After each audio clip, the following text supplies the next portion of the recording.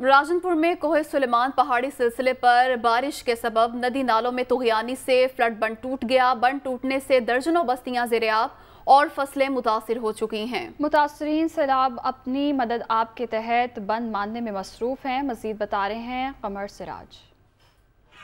जहाँ मैं इस वक्त चकपतियात के मकाम पर मौजूद हूँ, जहाँ पर आप देख सकते हैं कि इस वक्त सैलाबी रैले ने एक बंद को तोड़ दिया। इस बंद के टूटने की वजह से यहाँ पे जितनी भी बस्तियाँ थी वो इस वक्त ज़ेर-ए-आब आ चुकी हैं और इसके अलावा यहाँ पर जितनी भी ज़ेर-ए-काश्त फसलात थी, जिसमें कपास थी, इसके अलावा और भी ज़रूरी फसलें थी, वो भी इस वक्त ज़ेर-ए-आब आ चुकी हैं। यहाँ पर जो मुतासिरीन है सैलाब है, उनको किन किन परेशानी का मजीद सामना है, हम उनसे पूछेंगे। परेशानी है, सब फसलात तबाह हो चुकी हैं, घर मकान गिर रहे हैं। यहाँ पर हमने का कोई आदमी भी नहीं है, रात से पानी चल रहा है। हमने कहा हेल्पलाइन से बात की है कि इसको बंद करें, कोई हमने का आदमी लेना है ना दूसरे आदमी है।